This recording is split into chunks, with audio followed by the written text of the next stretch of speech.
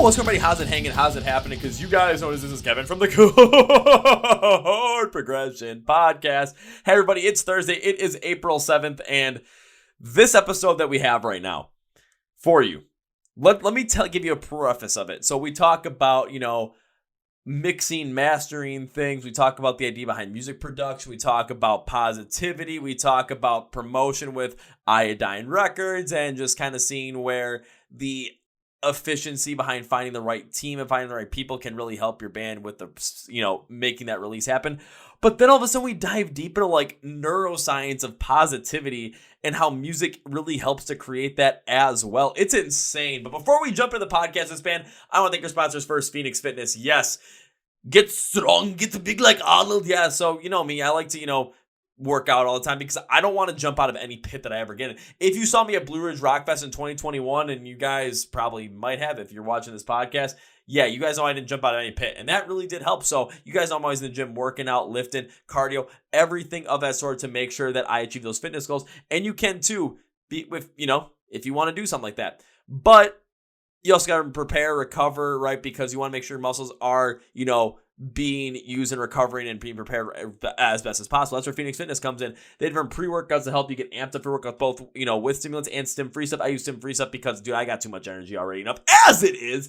They also have different B-Sub recovery compounds to help you absorb nutrients to your muscles post-workout. They also have creatine to help you build muscle, different protein blends, AM, PM, directly after your workout, collagen protein, plant-based protein, different multivitamins, anything you might need to achieve your fitness goals. Phoenix Fitness has for you. So our sponsors get our listeners, why am I saying sponsors?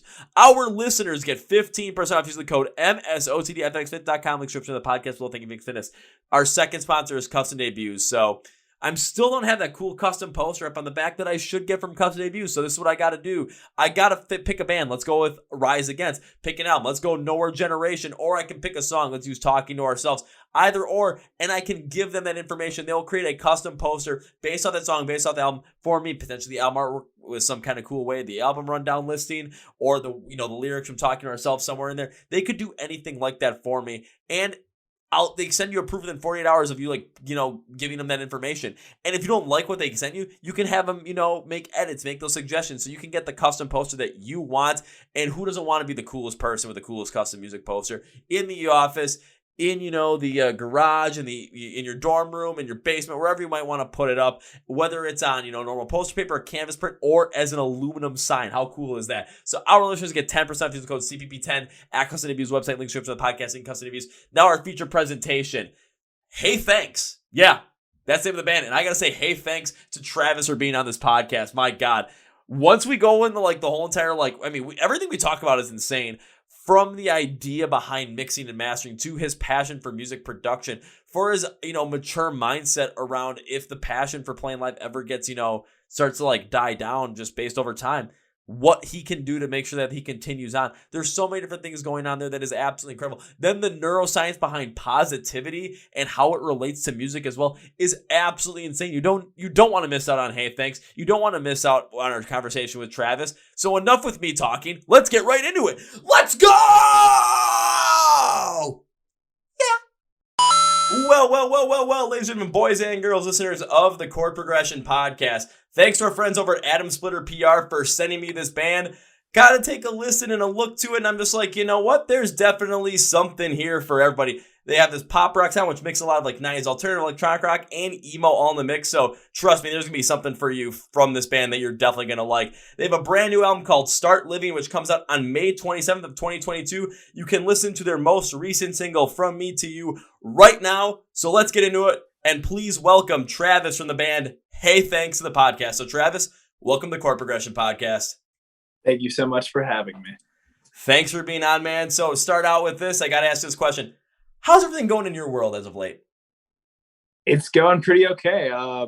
We've put out 2 singles so far. Honestly, the trajectory of where this record was going to be compared to where it is now is a lot different. So that's good. I think summer last year, we had no idea that we were going to even be releasing this through a label. So things just kind of happened really quick. So yeah, it's been really cool. Ooh, okay. So I do want to dive into that now just because I'm rather intrigued by that. So What do you exactly mean by like, where the trajectory of where it is now versus when it started, like the difference behind there? Like, what do you mean by that? Where did you see this album going originally versus where this album is now and when it's being released? And also from summer last year till now, releasing this album on a label, what's the whole entire experience around that like? Because there's a lot of information there that I just want to soak in right now. Yeah. So originally, just to dive back a little bit, we recorded this record back in 2020.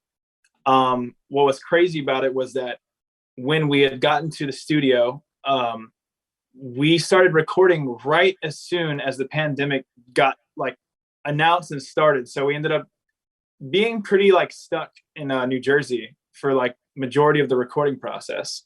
And we went with our friend Gary Sione. He runs a studio out in New Jersey called Soundacre Studios, which, he's done things like Hot Mulligan and Sorority Noise and many other great bands. And we recorded the record way back then.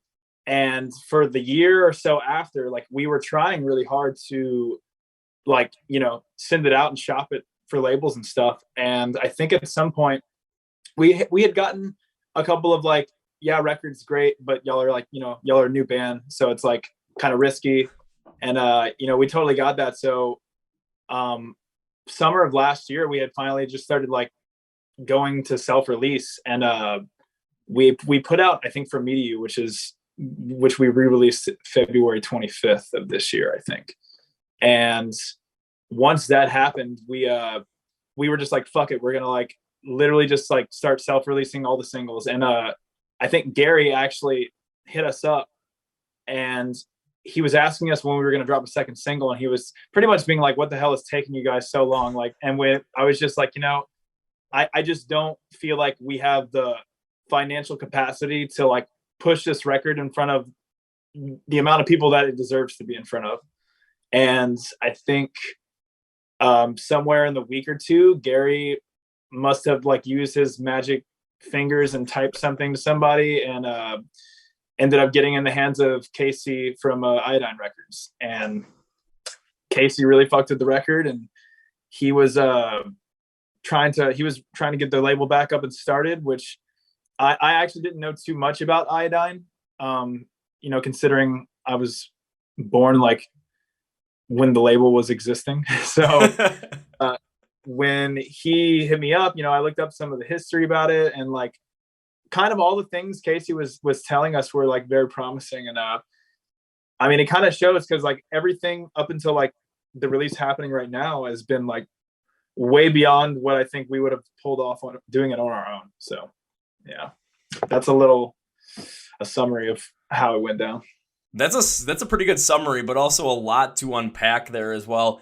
Starting out with Gary as well. I mean, got to give shout out to Gary for basically, kind of helping you guys out with this. Who knows what kind of magic he did, shopping out there, giving it to the people of Iodine Records as well. But, you say that name and I'm like, I've heard other people say that name and people have worked with him and I've heard nothing but good things about that. So when it comes down to it, I mean, you're working with a very good person right then and there. Yeah, Gary literally, it's crazy how, because we actually, the last EP we recorded, we also did with Gary when he was working at a different studio in New Jersey. And from that EP into recording this record, all of us just like advanced so much in our craft. And it was just kind of, it was amazing to be in a studio space and being able to give each other like our most like honest opinions about like music production. Cause like, that's something I'm really into. So being able to work with Gary and like see eye to eye on a lot of things was really cool and really humbling, So yes, I'll say, because at that point you have someone that when it comes down to it, when it comes to their musical opinion, when it comes to the opinion about the music, about where the direction could potentially go on the production side of things, it's someone that you trust. It's someone that you have a lot of respect for. So when it comes to taking potential advice and taking potential criticisms and seeing, where the constructive part of that can really come through, you're listening to that. You're really taking it full in to the point where now it's not being something where it's like, one person's kind of taking control of it while the other kind of just has to go along for the ride, where both, you, the rest of the band, and Gary are kind of bouncing ideas off each other back and forth to create the best record possible. Try as many different things as possible, production side, to really make this thing pop the way you want it to pop. And from Gary's side, make it pop the way, it sounds perfect, kind of like in his realm as well, and just really collaborate all together to the point where when you guys are coming out with this record, when you guys are releasing these songs, this is what you want it to sound like. This is the way that you want it to sound like, and that it hits the way that you want it to hit when people listen to it for the first time. Absolutely. I think that was like the coolest part about doing this record too, was that compared to like last time when we did the EP, we had about 3.5 weeks or so of time to like sit in the studio every single day for 13 hours to 14 hours, however long it took for the day, to really get everything as critical and on track as we could hear it.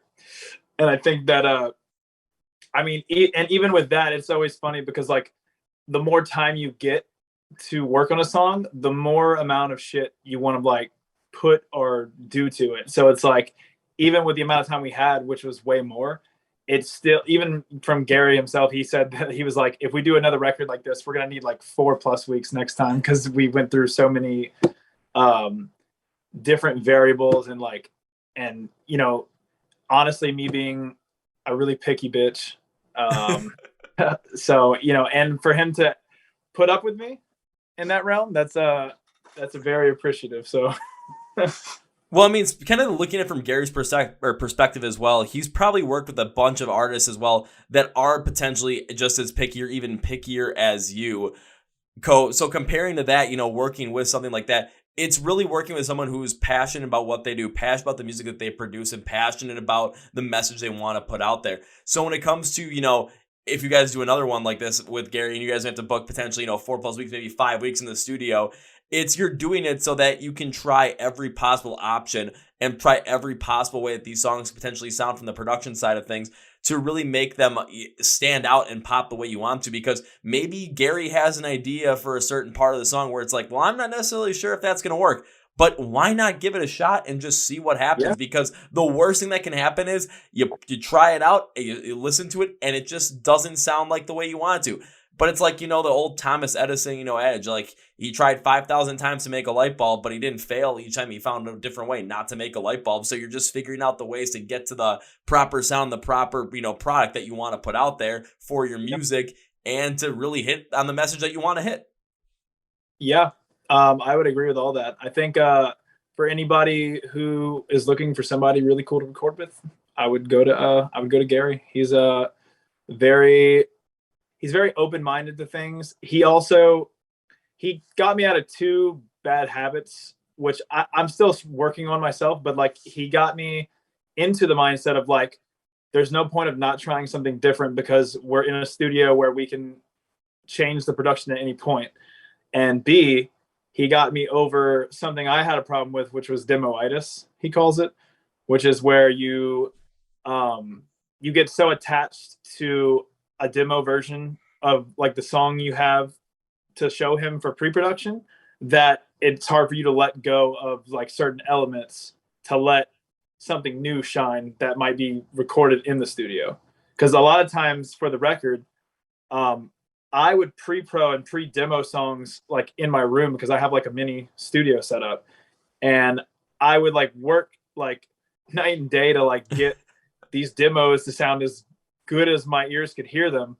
And I think after you listen to a demo for over a year, it's like hard to go into a studio and then like just like let your grip go and like let everything like restart again, So Gary definitely got me in a better mindset to just say like fuck it and let things just flow organically, Honestly, I think a lot of artists that are really trying to emerge, grow in the scene, and potentially break through might have that exact same kind of issue. Because if you're working on a song, by yourself, creating this demo, and you're listening to it over and over again for, a half a year to a year and just really trying to work on it, you're so ingrained, you're so attached to the way that it sounds, to the emotion that it brings out, and you put so much of yourself in there that when, you bring that to the production side of things, after the pre-production demo side, and you start messing around with it because you're so attached emotionally to that. You might have those blinders on, you might be tunnel vision to the point where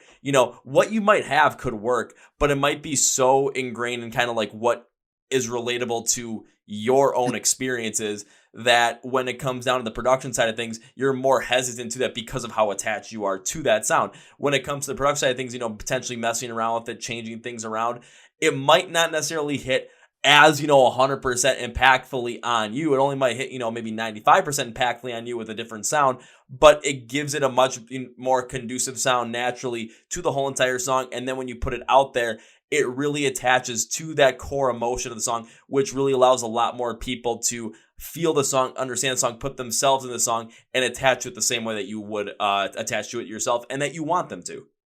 Yeah, I agree with that. I think even having to sit on the record for like a year or two after we like recorded it and like got the final masters back, it took a year, and I finally like one day decided to like play the recorded final versions versus the demos.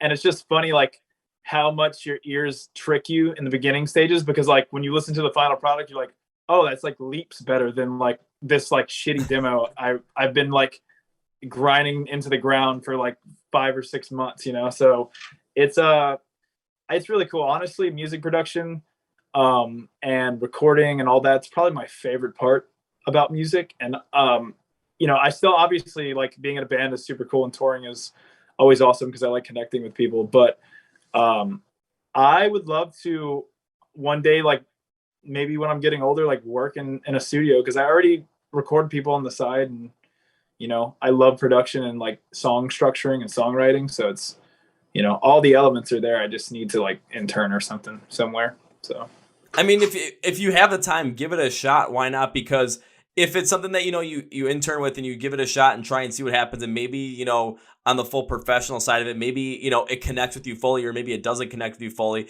at least you give it a shot, at least you see where it goes, and then you potentially learn some things around there where that can help you when it comes to, helping record some other artists along with your own music. Because I've talked to a couple other artists that are dabbling more in the production side as well, and they're really into it, and they're really getting into more of that side of things to really bring out more of what they want to do instead of the touring side of things. A couple that come to mind is Jake from the band New Medicine, because now New Medicine is coming back, but he's been in the studio just kind of just working around with other people's music and doing his own thing and just really letting his creativity flow. Another one is Justin DeBleek, the former guitarist for Ice Nine Kills, because he produces the new Motionless in White stuff.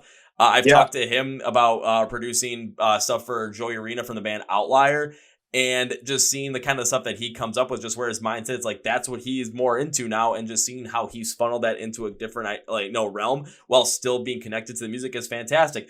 Another one which I feel like might be a little bit more like kind of getting the same vibe from what you're saying from when I talked to him was Landon Tours from The Plot and You. That kind of vibe and feel that you're bringing into this was exact same kind of vibe and feel that I got when I talked to him and he brought up all this stuff. So you're in good company there, not gonna lie, my man.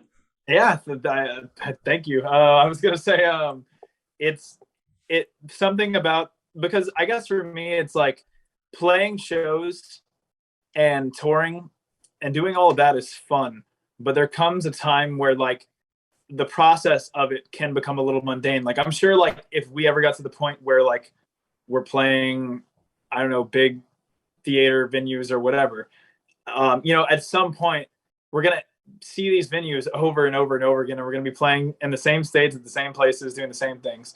But for me, like music production always changes. It's always something different. There's different formats, there's different ways to initiate a song being written and recorded.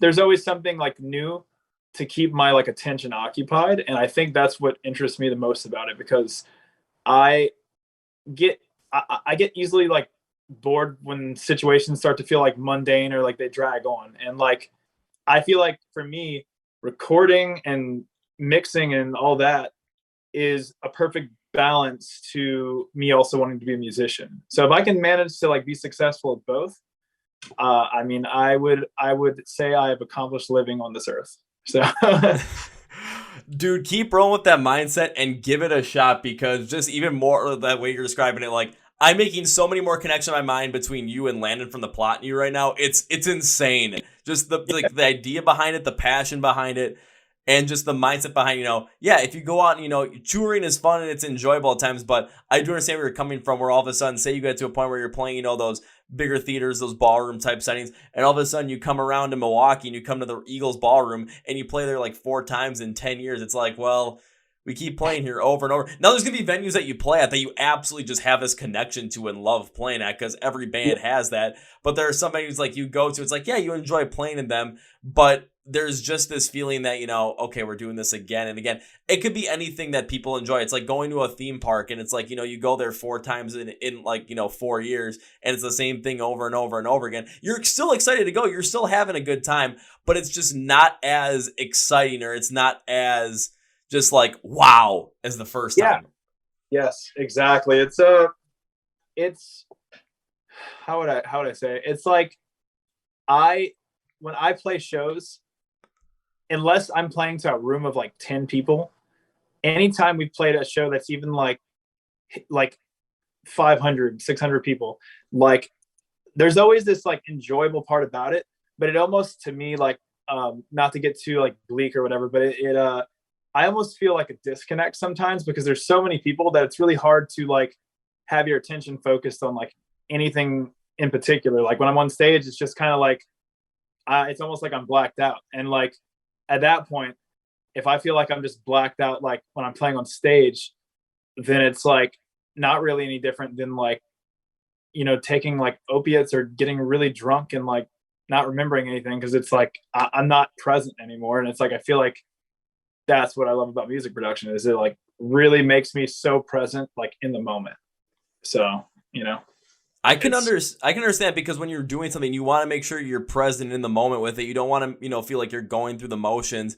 And it's nothing, I mean, from your standpoint, it's nothing against, playing in front of, 500-600 people, because that can be fun, but you just want to make sure that when you're doing it, it's something that you continually want to do, and that you're not going to feel like you have to do it and just go through the motions just to get through it. You want to have that excitement. You want to have that passion behind it, because, when artists lose like that passion and they lose that, fire to, go do something, you can definitely tell it does come out, and it does, suffer in the live performance, in the music, whatever they're doing. So that's where at times, all of a sudden, sometimes bands step away for a little bit. Bands take a break. And then when they come back, it's like, yeah, they came back, they were gone for a while, but then you see the fire that ends up, being produced from them, the passion that's come back, because now that they've been removed from it, they see kind of exactly where the passion was for it, and it gets reignited. Now they're, going full force at it. It's a beautiful thing, and it's something that we just got to understand, because even as people, anybody, there's going to be something that you really like, and over time, that passion just kind of wanes at times.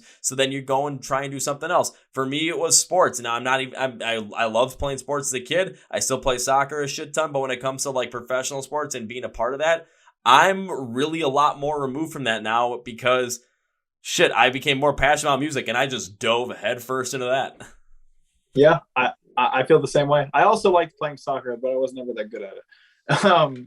But I think, and to reiterate, I'm nowhere near the point where like playing shows exhaust me. I haven't even touched the surface of it yet. Like I'm still always like super excited to be out. I just like, when you look up to people that you play, you definitely see that there's a time lapse for like almost every artist to a degree, where like they hit that wall and they just want to take a break, or they want to like stop playing, and like, so I just always kind of remind myself like to not fear when that time comes, but to know that like that's not the end of music, because music, there's so many other areas of music that I can dive into or put myself into, and then that's what I love about it. So you're not looking at it from a point of bleakness. You're looking at it from a point of realism and from a point of honesty, where you're enjoying it right now, but there might come a time, or there probably will come a time where certain parts of that passion begin to wane just as life goes on. In 10 years and 20 years, you never know exactly how you're feeling, but that you're interested in a different part of the side of music, where you can always try and venture into that to potentially not only reignite that passion, but keep it rolling and give yourself something new to try. Yeah, yin and yang, a balance. So exactly. So. Yeah. Perfect flow, as I'm doing a very bad rendition of this. Well, on top of that, I mean, like you said, now you're on like Iodine Records with this album as well, and with the release behind it. I mean, you said that with what they're able to do with this and kind of pushing out, it's more than what you thought you guys could potentially do on your own. So, what have you been seeing from Iodine Records to help push this record out there, push the singles out there, and how does it differ from potentially where you were thinking about doing this on an independent side, just so we can kind of see the difference between what it would be like if you guys were pushing this out independent versus now with Iodine? So first things first is that if we had pushed this out solo, we had no connection or way that we could have probably printed vinyls and cassettes and all these extra add-ons for the record. Again, Iodine, they're helping budget for like a PR campaign. So like it's getting to, other people. I mean, just this whole interview, right here. So yeah. It's I don't think on our own, not only because of finances, but honestly, outside of like writing music and actively posting on Twitter, we are not the best at being persistent with like reaching out and finding people, because I think we're this weird spectrum where we're all social and we have a good time, but I feel like energy wise, I feel like most of us in the band are pretty introverted. So it's like this weird, again, like kind of balance thing where it's like we're outgoing, but like we get so drained and tired that like by the time it's time to like find PR and all this other stuff, like we're just like slumped. So it's like, I think Casey's definitely like lifting the wings that we're on or whatever, and letting us soar into the sky and drop off in some little clouds and find interview here, interview there, meeting new people. I mean, just alone like Spotify numbers wise, I think when we had dropped From Me to You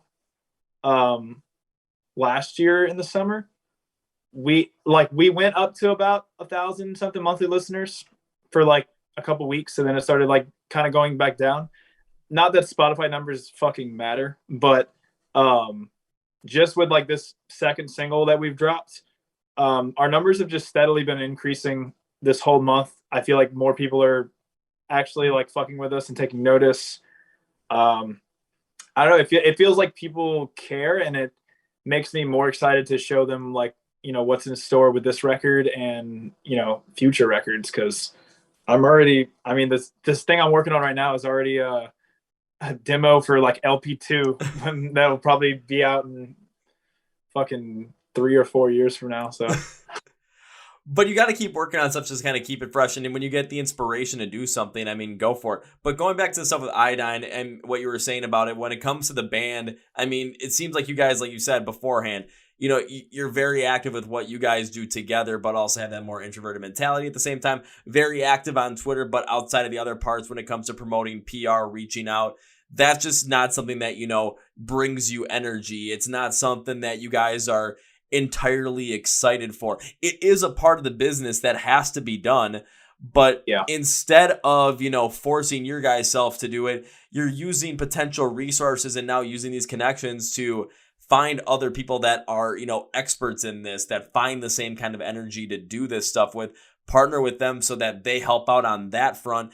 And then you guys do, what brings you energy and what you're passionate about, the live shows, and writing this music, playing it, all this kind of stuff, and also being active on Twitter, because if you become, a big thing on Twitter where all of a sudden, you're just kind of like that. Kind of like, I'm trying to think of a couple of examples. Like my friend Tom from Patient 67, they're big on Twitter and on social media with all the memes they post. The guy from Eve 6, he's always hysterical. Just the back and forth he has with with Riot Fest has been fantastic. So Moon Pie is successful on Twitter, Mm-hmm. Yeah. So it's like you're finding what you guys are passionate about when it comes to the process of putting out this record and promoting it. And you're finding where, you guys are not passionate about it as much and just don't have the energy or the real, fire behind to do it. So you found some other people through other connections that are fired up behind that, so that you're creating the most efficient process possible to ensure that this record is going to be a success for you guys upon release. Yeah, absolutely. I mean, I think with the way Casey's got it down right now, and all the assets and stuff he has going along, I think this record's going to be bigger than we could have like imagined. And I mean, it's, you know, it's still gaining traction and trying to like find its way into people's, you know, Spotify's and Apple Music playlists and all that. But I think when this thing drops, I'm highly confident that like it's going to reach more people than I guess I imagined in my head. You know, I was thinking like maybe, you know, maybe this might reach a couple thousand people and then it'll do its thing. But I don't know. There's something in the universe telling me that like this is going to be a really good thing for us. So, you know, just got to go with your gut and let the universe speak for itself. But it does make a lot of sense where, you know, from where your expectations were to all of a sudden with working with Gary and all of a sudden now, you know, working with Casey from Iodine and just really putting it in there. It seems like, again, it kind of potentially fast tracked its way into a new realm of possibility for Hey Thanks when it comes to releasing this record, getting into the ears of more people, getting into the mindsets of more people, and then upon release, having more people know about what it, you know, what you guys are about, what the record is about, and just really being passionate about it to the point where upon release, you know, it's being pre-saved on people's Spotify's, on Apple Music. People are pre-ordering, people are buying the vinyls, people are getting ready for this stuff, and people are wanting to see you on tour based off of what they're hearing from this album, based off, you know, whatever type of promotion is being done, whether it's a, you know, something like this where all of a sudden I get reached out to via email and I'm like, I want to check this out, and boom, here we are, because, well, wouldn't be here if I didn't like the music, so of course here we are today. Hey, it would have been funny press though for like to get an email back from me that was just like, fuck no. that was like, yeah, I checked it out and I changed my mind. But you know, we would have used that for Twitter too. Anything is press. Oh, you guys would use that for Twitter, probably would have tagged me and stuff, and I probably would have come back and just been like, basically responded in like very like disappointed, like sad gifs. Like all of a sudden you guys would have put me on blast and I would have literally had a gif from South Park of Butters in the gutter crying just because. It would have been good for all of us.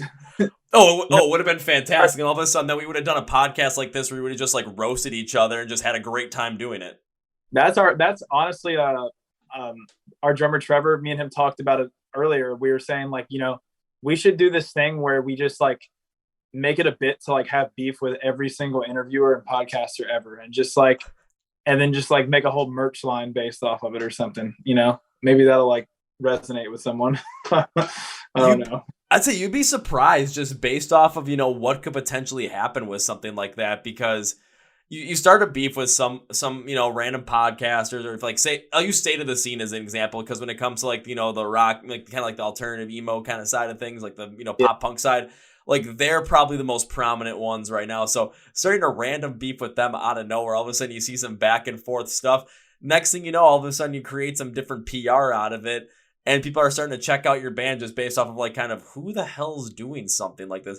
Kind of like what happened with I Set My Friends on Fire, even though a lot of people already knew who they were. But when the whole entire When We Were Young Fest thing came out and they hijacked the, you know, they basically hijacked the website.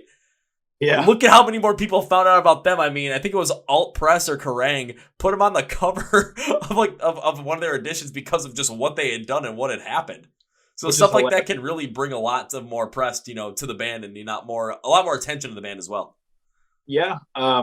Honestly, like I said, we're here for any press. If people want to yell at us or be upset or, you know, call us shitty, like we take it all in and we try to convert it into this big energy ball, and we feed off of it. So if you know anybody that would hate us, send them the record.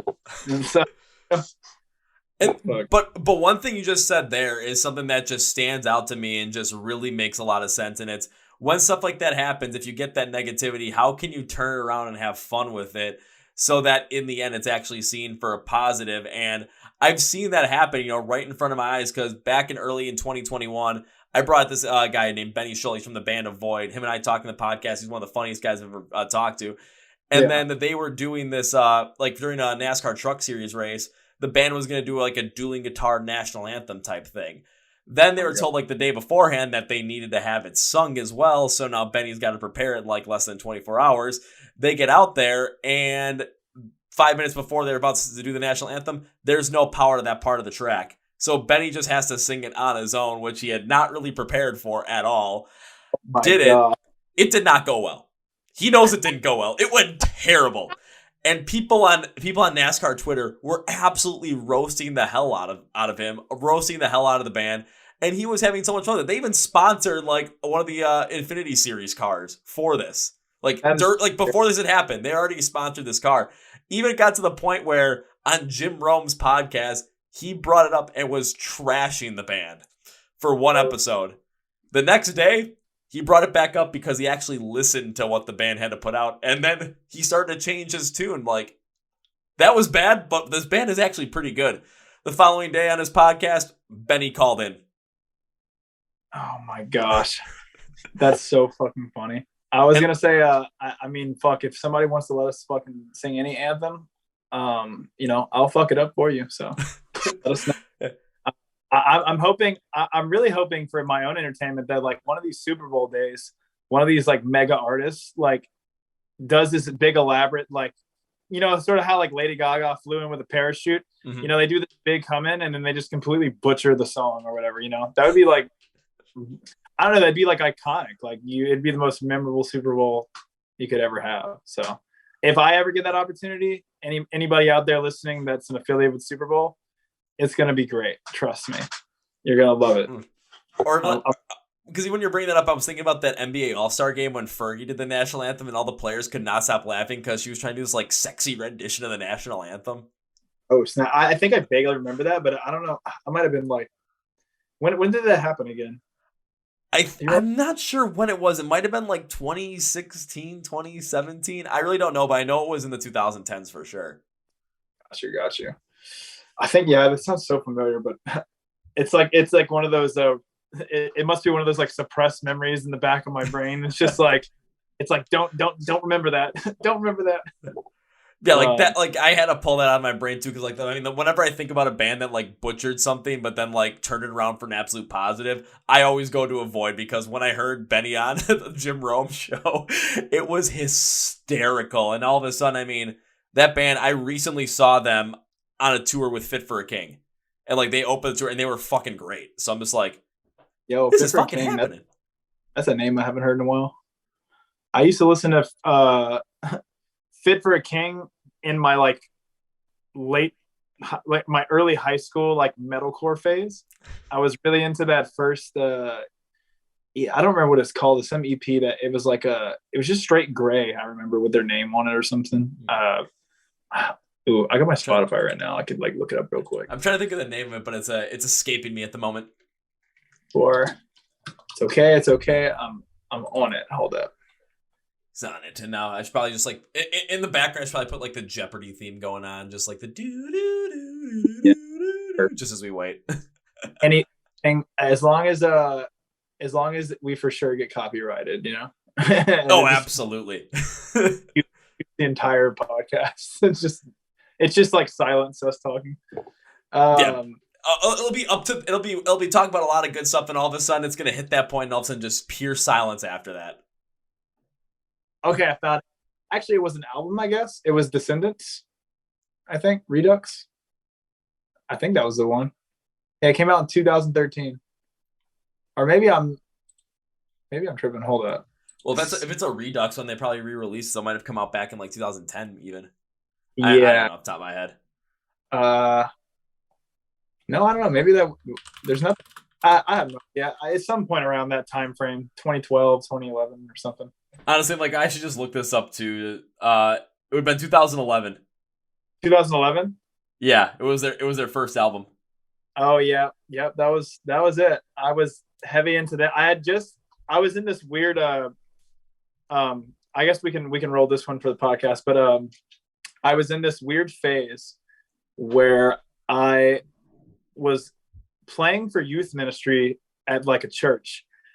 I was really into like Christian metalcore and stuff, and like so Fit for a King and like Under Oath and all those other ones were heavy on my list. But then at the same time, I was doing like a fuck ton of opiates like all day. Like I just remember like thinking back to it now, I was like, man, how like I had so many different like personas I was trying out whenever I was young that like I didn't know if I was trying to be a Christian like youth counselor minister or if I was trying to be like a drug seller or something. So it's like, there's a bunch of different versions of me around that. Or a metalcore musician at that, I mean, especially with what you were listening to.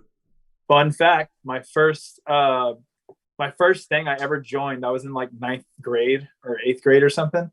I joined this metalcore band from my little hometown that was, trying to really be that like whole woe is me, like 2 vocalists, a screamer and a singer, and like, 4 or 5 piece band. And we were trying really hard to be that, except I was horrible at singing. I think I had just started mimicking like singers a year or 2 prior to that in like 7th grade or something.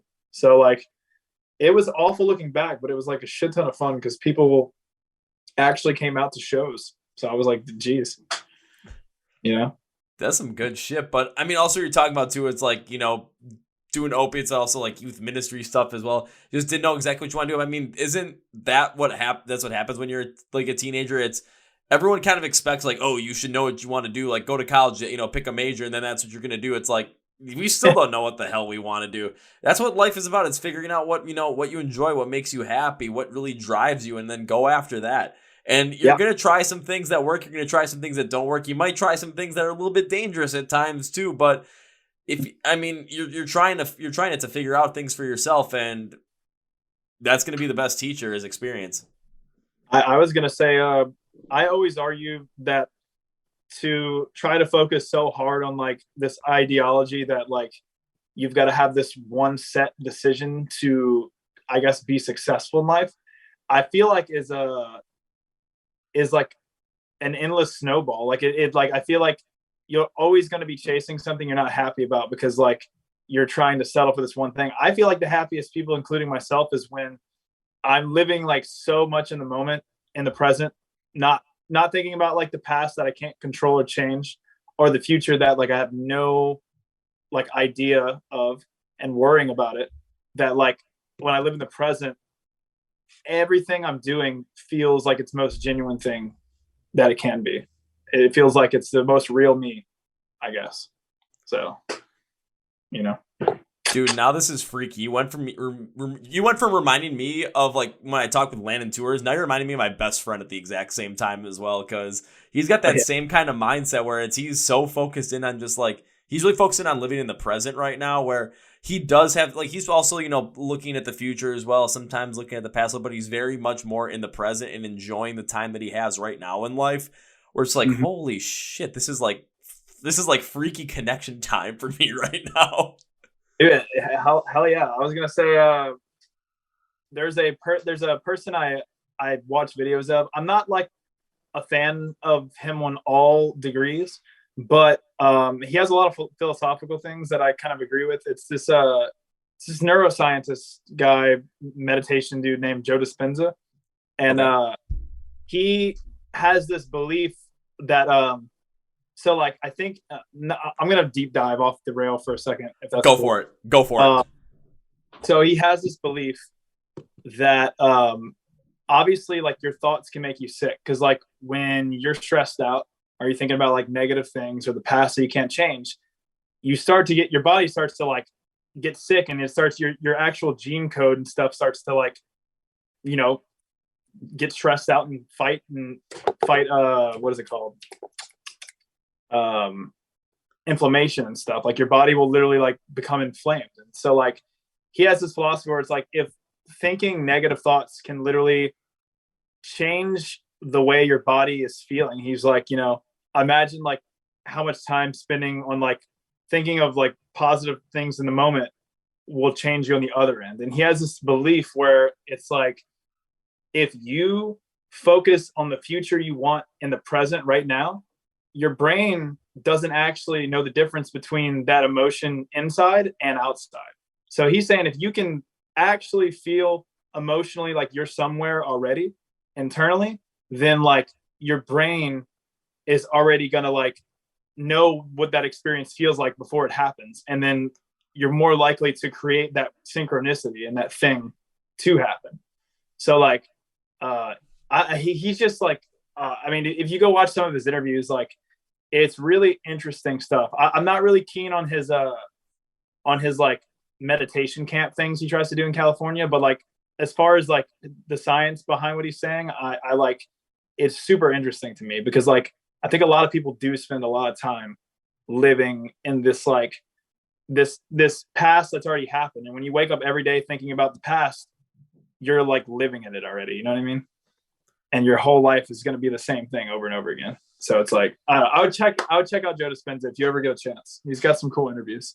Honestly, I might do that tomorrow, literally while I'm, at work, just like, okay, I'm going to pop this in, just kind of listen to it, because I'm even thinking about that as well, and just kind of how it pertains to, my life and also with music as well, where that does kind of make sense to me, because there was time in 2017 where it's just like, I just kept thinking about, things that were going wrong. So I was very, negatively thought process on every aspect, whether it was my job, past relationship, always focused on the past life, whatever it might have been.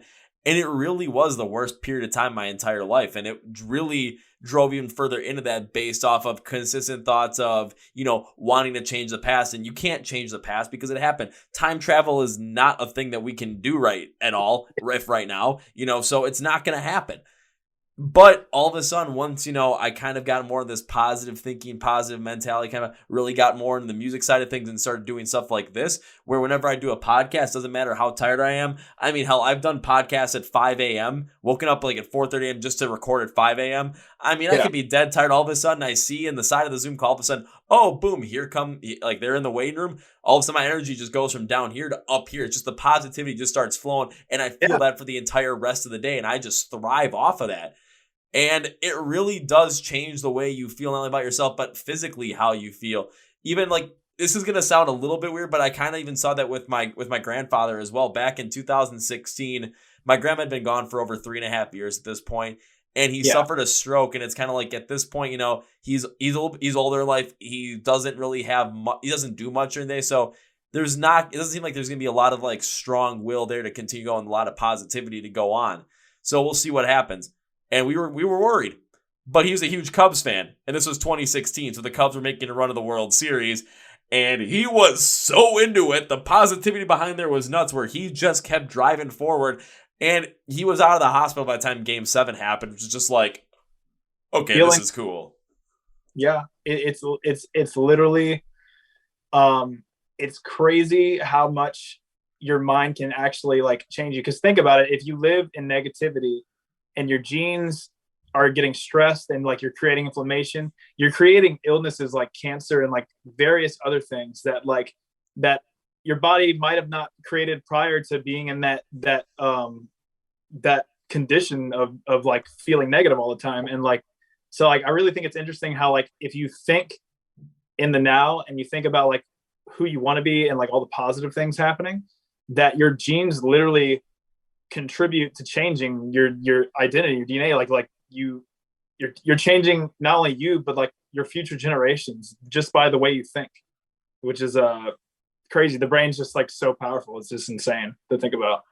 The brain is one hell of a powerful thing, but that is absolutely incredible where, just us being positive and just us focusing more on the positive, can it not only impact, the way we're thinking right now, but also impact future generations. Because even I know there's going to be a lot of people out there, that think negatively just based off of stuff they've gone through in life and are just kind of more focused in that negative space. Because I was in that point in time once, and it's not the easiest thing to get out of. It really isn't. But one of the best things you can do is just to start to get out there is find something that brings positivity into your life. Find something that brings passion into your life, and just really helps you focus in the now. For me, it was literally the thing that started to bring me back a little bit and just focus in on like, no, I can be positive once again, was going to see a live show, was going to see Rise Against perform live, even though I'd seen them plenty of times beforehand, just going to see them and just focusing in on that show for that hour and a half, focusing in on the now, focusing in on what was happening now, focusing on the positivity of the present moment that I was in. It helped potentially start to get me out of things where all of a sudden, I mean, at that time, I couldn't sleep. Like, I was sleeping horribly. Just constantly focused on the negative things. Could not shut my mind off. So, all of a sudden, that mentality part of it was affecting my brain, was affecting me physically, where all of a sudden went to the doctor, and it's like, yeah, we're going to put you on these antidepressants to help you try and sleep. And I'm just like, no, I'm actually going to try and, figure this out on my own, I guess now, then try and bring back that positivity. And now, boom, it's like, I still go to live shows all the time because when I'm there, like, even though I'm really trying to live more in the present right now with all the music stuff and everything, but a live show is always just that one reminder too, no matter what is going on, where all of a sudden could be having a bad day, go to a live show. Oh, I'm leaving there happy. Yeah, it's just like, again, like I can only speak for myself because, everybody has their own journeys and their own struggles that they deal with. And, everybody's validated on like the struggles and things they go through. But I feel like for me, the day I started like practicing meditation and stuff again, I realized like one thing, which is like, meditation is not about, trying to eliminate all thoughts and be like mind numbing. Meditation is about being able to fully be aware of the subconscious things that your brain is producing. Cause like, I think, Joe Dispenza said somewhere like your brain produces about like 70,000 thoughts a day. And he said, and 90% of those thoughts are subconsciously programmed. And if you're living in a negative state of environment, that means like not like almost 70 to 80% of those thoughts are subconsciously negative, which means you're waking up not even realizing you're being negative, and you're already like living this bad life without realizing why. And then you'll later in the day you'll ask yourself like, why did this thing happen to me, or like why did somebody treat me this way, or like why am I reacting this way? And you don't even realize it's because like your brain is like so hardwired to like think in this like this bad mindset. And so something like meditation did for me was like, I literally sat there and like the first month or so I did it, I struggled with being able to like sit still and like keep my attention.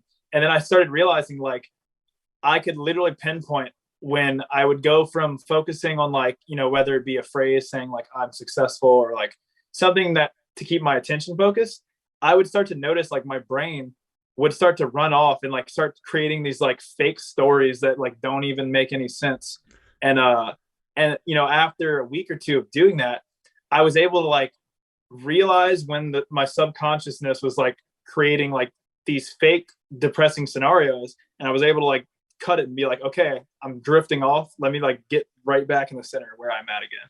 Because that's the thing that's easy to like get stuck in, is like letting your brain run its own course without realizing that like your thoughts are not you. Like you can control your thoughts. Like that's why we're sentient beings. Like we can literally think about our thoughts. So it's like, if we have the power to do that, we have the power to be aware of it and change it, and I think that speaks, in my opinion, for like why we even came so far musically. Like, I feel like none of this would have came to fruition if my attitude towards like how I felt about it all wasn't like ready for it.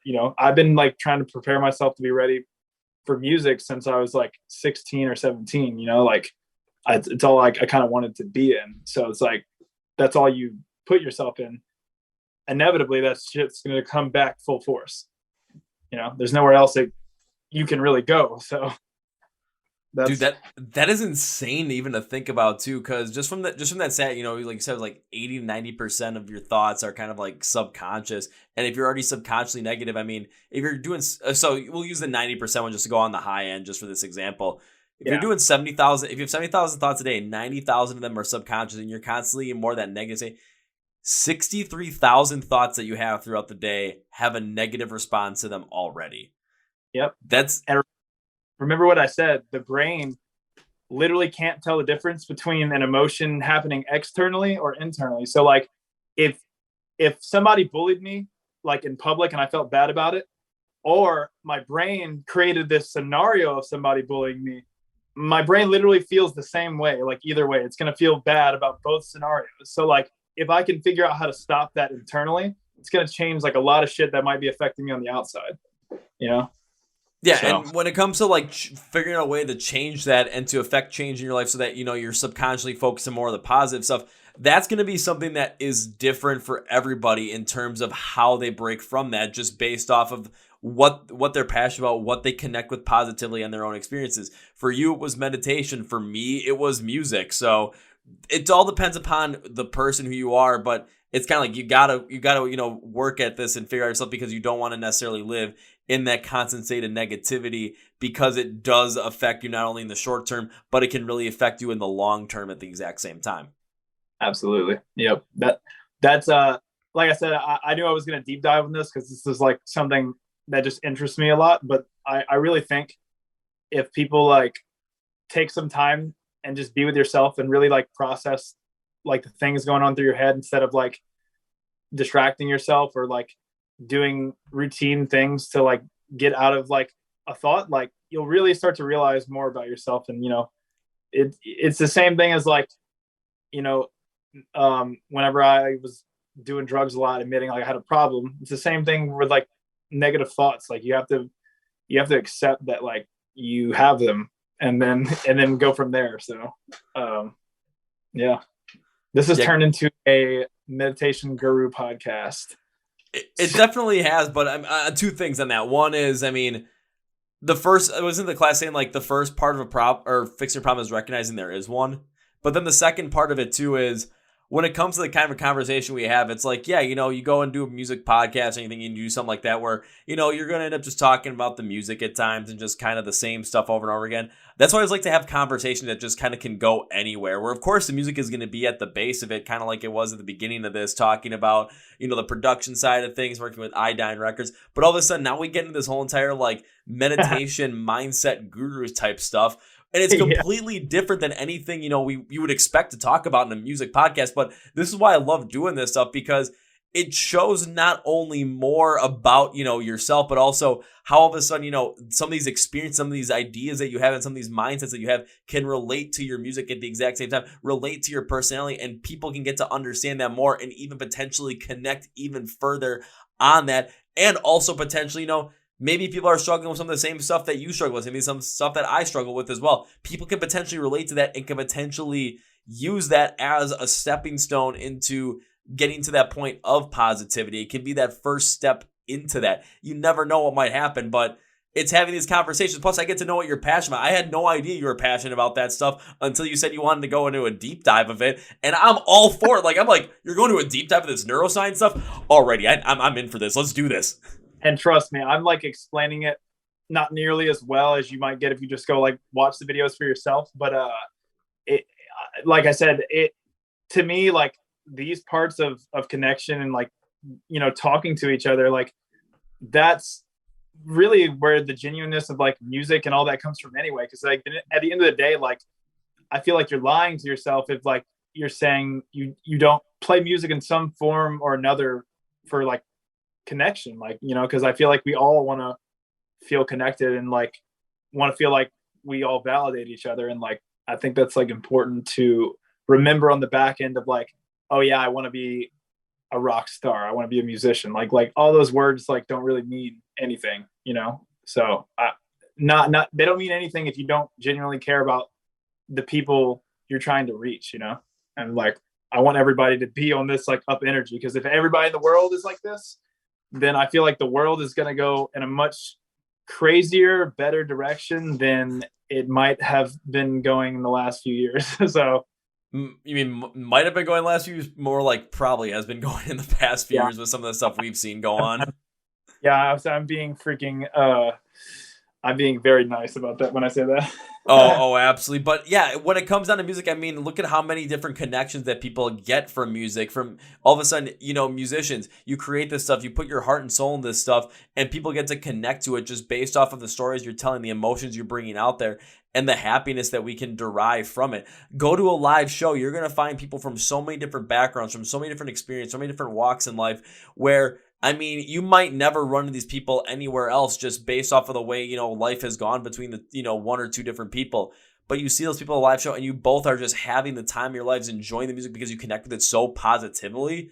I mean, that's a beautiful thing right there. And it helps create that more positivity around the world, helps create that camaraderie around the world, where when live music went away because of the pandemic and all of a sudden you saw that separation, I'm like, we need it back, just based off, not for a lot of different reasons, but one of the major reasons is just to bring that connection right back to everybody. And seeing, people at a live show, you're still going to get those people that are, negative. You're still going to get those people that are, not the best to be around in a live show. It happens all the time, and I don't think that's ever going to go away, but you're seeing the positivity continue. Yeah, it's human nature. It's like, I think to even like feel bad that you might have that experience is like another learning lesson. Like, I think like when we're going to these live events, if we see somebody who's like being more negative or like whatever, we have to kind of realize like people are reflections of ourselves. Like whenever somebody's being negative, we know at some point, like me and you have both had like a negative experience too. So like, instead of like letting it get to you and like letting, the negative train like run its course, try, maybe there's a way to like flip it, maybe make that person like, say like, what the fuck am I doing? Why am I like letting this thing get to me at a show? Like, what's going on?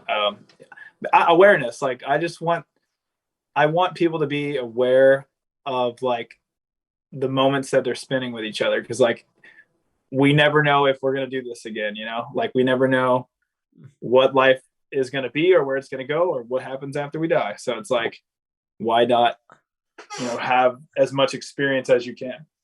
So what's even crazy about that too is, especially now I want to jump into a little bit for like the action of music as well, especially from me to you, because kind of talking about that and just kind of focusing on more of the positivity, because you never know exactly, how long those positive moments are going to last. You never know exactly how long those connections are going to last, but really taking it like as fully as it possibly could be.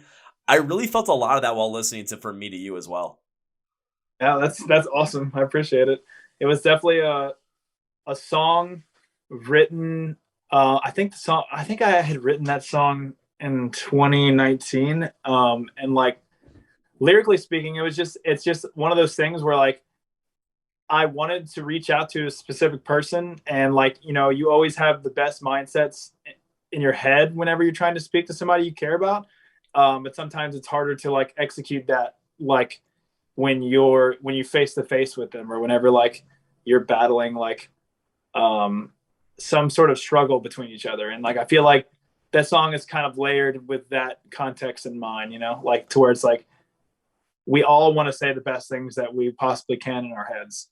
And sometimes it's not easy, but we all try. So yeah, because when I was listening to it, like I'm trying to figure out exactly what I think of the song, like where the meaning comes from, and how I related to was like I was thinking about back in like, because I'm looking at my notes for this one because I went into a whole deep dive on it because that's what I like to do. So like when I was looking at it, I kind of looked up and like was thinking about like past, going back to the past and the times when I would used to just like, especially, I'd say my summer between my junior year and senior year of high school, where all of a sudden I went from, hanging out with really no one that I knew. All of a sudden me and my best friend became best friends again. All of a sudden he started dating this girl, and then it was from a completely different high school. All of a sudden I kind of got brought into that as well. And now I had this whole new group of friends, and we became really good friends off of all that stuff.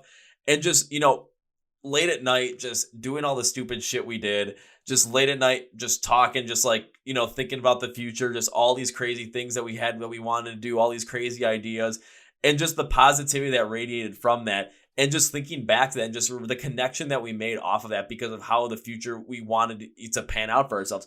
Of course, as time goes on, life happens. Some of us, we drifted apart and we go our separate ways, and most likely, don't end up necessarily looking at life or, experiencing life the way that we had wanted to through those. But there are a few of us that kind of do go after that, in a way where some of those hopes and dreams that we had, and kind of take it from them. Again, it all depends upon how life works out, the decisions we make, and what makes us happy as time goes on, because that definitely does change.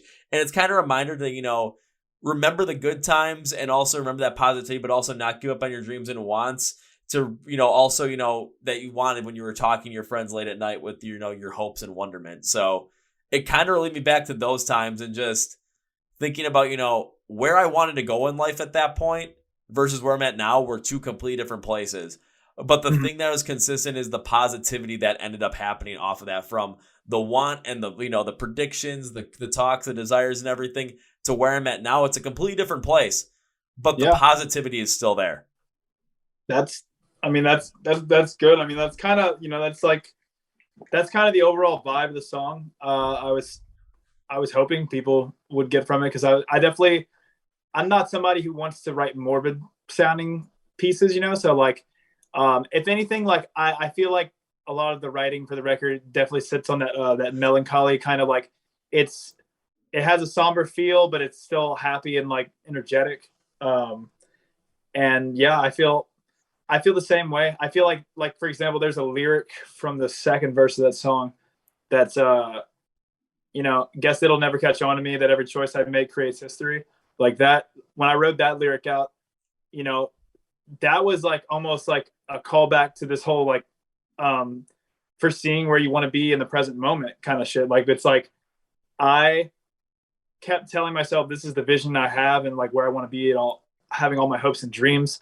And like, sure enough, as like things kind of happen without you realizing it, you look back and you're like, wow, like every little choice really does like change the course of like your history, which changes the course of everyone around you's history. And that connection like goes throughout the entire world. So in some way, your small little story on this planet, like no matter how big or small it is to other people, it's affecting like the world as a whole, So if we all like fucking think like that, like, geez, I don't know what the fuck's gonna happen. Like, it's cool though. Dude, I'm relating so strongly to that, just based off of how like kind of like the times that I have with my friends back at those times. Again, how it all started was one of those moments where, because my best friend and I, like the guy that's my best friend, like we didn't talk to each other for a while just based on how life went. And there was one day I was going for, it was my junior year, it's probably like March or February, I can't remember what month it was, but literally going for a run. And I saw this, and I was about a quarter mile away, and I saw this random person saying on a street corner, and I was running towards him like, who the heck is this random person? All of a sudden it was my buddy, and he's just like, hey, I'm going for a walk. Do you want to come with? And at that time I thought, I kind of want to finish my run up, but you know what? Something's telling me just, you know what? Why not? If I miss out on a run, what's the worst that could happen? By simply making that one decision, completely changed the trajectory of his life, my life, and the lives of everyone around us. Simply by me just saying, yeah, sure, I'll go for a walk with you. That was, and then from that, I mean, it found those friends, and all of a sudden got into some other things. Like all of a sudden, like after that, I'm like, it just kind of how that happened. It's absolutely insane. Just kind of taking that look. I mean, now again, that's more of a personal thing for me, but there's a lot of people that can, you can relate to a point in time where it seemed like the simplest decision ended up being one of the most impactful things you ever did in your entire life. And you don't really appreciate it until it's like years later, and like you look at all these big steps and these big accomplishments, but then you like think back and you're like at least for me, like you start tracing like every like scenario, person, and thing that like might have connected you to like where you're at now. And it's crazy because most of the time it really does start from like just a gesture, a simple conversation. Like you just never know. That's why it's like, don't take for granted any conversation or any experience you have with somebody, because like you just don't know what it's going to bring you or them. So that's also true. And it can kind of roll that a little bit way into one of the good old rules from Zombieland, which is enjoy the little things, because those small little things in life, those small little decisions, those small little moments can be the most impactful moments in your life to incite all of a sudden this massive change. You can meet somebody, you can talk to somebody, you can just have this conversation where your relationship with some person ends up getting stronger off of that, and you never know what might happen just based off of that decision. Yeah, I agree with all that. Whew. Yeah. Man, all of a sudden, like we look at all, like we went for like the neuro part of this. All of a sudden, now we're going to this. I just like the positivity that is radiating from this is insane. This is too cool, man. Oh, I again, thanks for having me on. I wish I could have more conversations with more people like this. If only like capitalism let me have more time, like to talk to people, like god dang capitalism. But it's yeah, I mean, I love this kind of stuff more than anything. Oh, am I on still? Yeah, okay. You're on. I was gonna say my low battery turned on, but yeah, there's something about music that just connects me with experiences, and no matter how bad, weird, or good. And like that's why I keep doing it, because it's like everything else I've tried in life feels a little disgenuine, or it just feels, again, like mundane. And there was one point when I was 19 or 20, and I actually quit playing music for like a year, and I was just working like a 9 to 5. And the band I was in, we were all like cool with each other, but we were all kind of just fucking off and like doing drugs and stuff, and like nothing was really happening. And sure enough, I got fucking laid off from my old job, and at the same time I got told I was getting laid off with like everybody else. That's when I actually got offered to play for Hey Thanks. So all that kind of like happened really quick. We got a band really quick. We started touring really quick. Everything that like I had visualized since I was 14, all of a sudden it went from me thinking none of it was going to happen to all of a sudden like a wall hit and we were just like going, and again, that's where I think positive experience and like positive thinking attributes to that. So, yeah. Oh, it absolutely does. And yeah, I wish, like, even myself too, I wish I could have more conversations like this, because I mean, even though I have these conversations on these podcasts all the time like this, just because of the way that, kind of just the way the conversation flows, but it's still one of the things that, brings the most like insane positivity to my life, where we can talk about stuff, we can bring this stuff to light and just really just create those positive, like show the positive connections that music really has, show the positive connections that your guys' music has, and then show that to the rest of the, rest of the audience, rest of the world, so that maybe they can join in this positivity train as well. Oh yeah. I can't wait for the day where, we have a crowd big enough to create this giant energy clusterfuck. And like, I almost feel like you get enough energy. Like we all have our own little magnetic fields attached to us, as well as like, the earth and shit. So it's like, if we get a bunch of those in like a room and everybody's like on this same energy, like I feel like it'd be a feeling that you wouldn't be able to get anywhere else. So I'm patiently waiting for the moment to come. Patiently waiting for the moment to come. And there's probably going to be one of those shows where you're going to create that massive, gigantic room ball full of energy, and there's going to be some crazy guy in the middle of all of it having an absolute blast. You're like, and who the heck is that crazy guy in the middle of it having an absolute blast? Why does that guy look like Kevin from the Chord Progression Podcast? You're going to see me going, hey, Travis. It's me. Yeah, I'll jump right in. I'll give the mic to everybody. They can have it. Yeah. I want a chance too. So awesome. Well, Travis, as we bring this podcast to its conclusion, an incredible podcast, might I add at that. One thing I like to do at the back end of this is always give you a chance to say whatever you want to say, plug whatever you want to plug, promote whatever you want to promote at the back end of this podcast. So, Travis, the floor is yours, my man. I just want to say again that, we're Hey Thanks. We have a new record called Start Living coming out May 27th. We have 2 singles from it out right now. I know we're a fairly new band right now, but I promise for anybody willing to stick around that, this record is just the beginning of like all the things we have in store and like what we want to do as a band and like how we want to change people, as far as like positive versus negative. I hope that you will join us on this little ride. And shout out to Gary and Casey for being like the 2 main people that like kind of tied this record together. Also, shout out to Brett Romes and Mike Calzone, because they also helped mix and master the records. So, there was a lot of hands on this. Also, I haven't got to shout him out yet, but also thanks Dash. He's in a band called Past Life.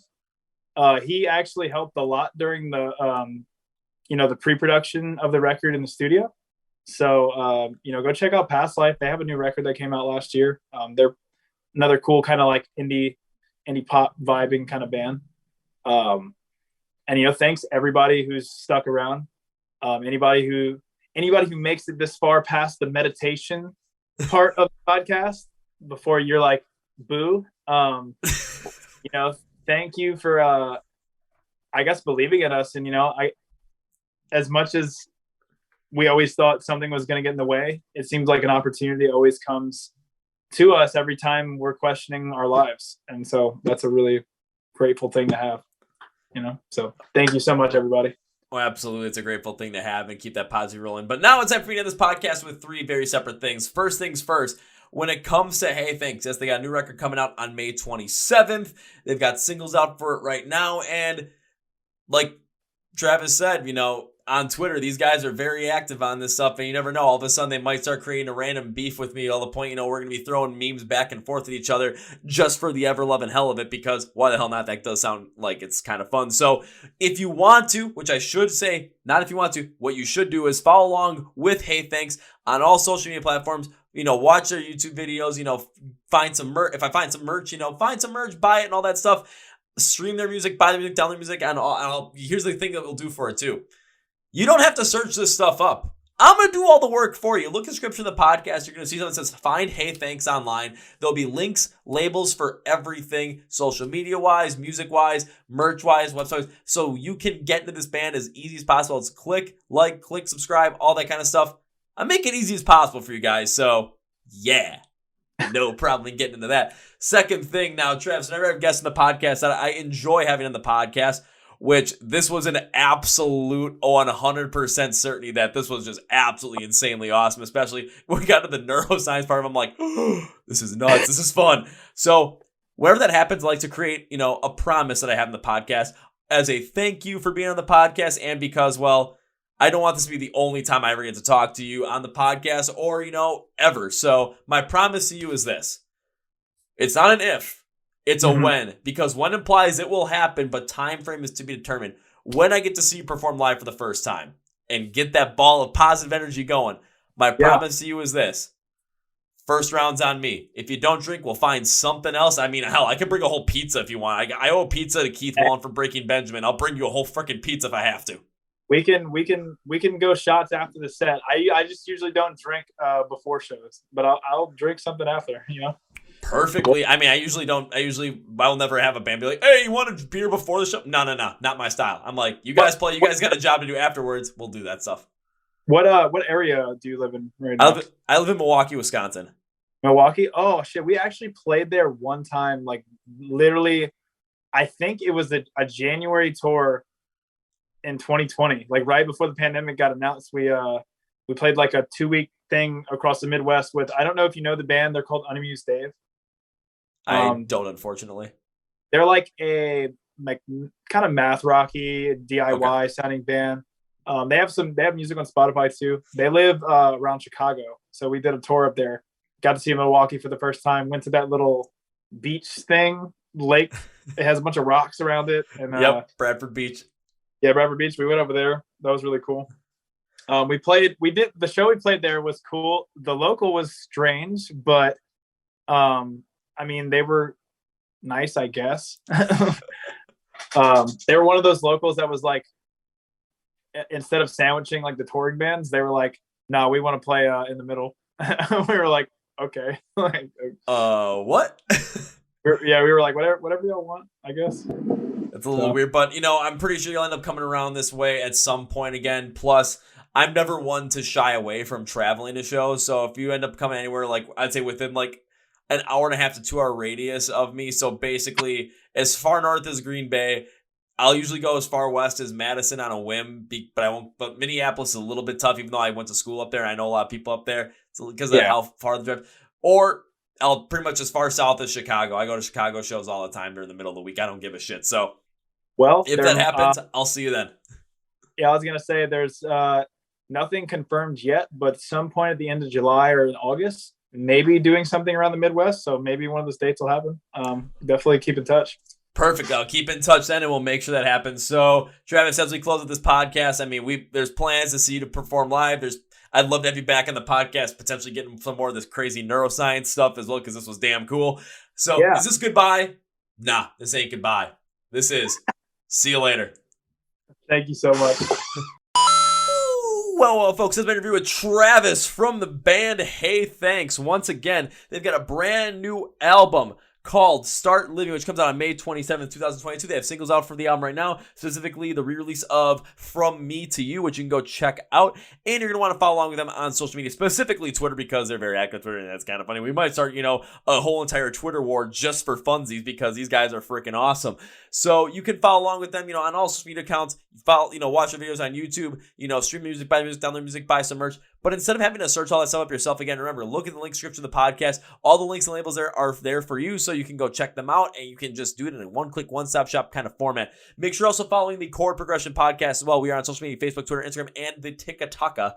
Yes, I said Tik Tok. We're also on YouTube, where you can subscribe to the YouTube channel, and you can watch all these Chord Progression Podcast videos along with all the YouTube shorts that we put out for the podcast as well. You can also subscribe to the podcast on Spotify, Podcast, iHeartRadio, and Amazon. If you've already done so, I want to give you a huge thank you, a huge thank you. If you have not, this is your first time on the podcast, welcome. And if you could please do that, that would be very appreciative. So thank you for, checking out the episode. Thank you to our sponsors, Phoenix Fitness and Custody Views. Their links and their promo codes are in the description of the podcast as well. And on that note, yeah, check out Hey Thanks, because, man, these conversations are great. You're not going to want to miss out on anything with them. I mean, that kind of like melancholic positivity that they have in their music, it's kind of cool, not going to lie. So on that note, that's going to be for me, guys. Thank you for watching to the Chord Progression Podcast. My name is Kevin, and you guys know how I end every single one of them. The big, healthy, and hearty. See ya! Yeah!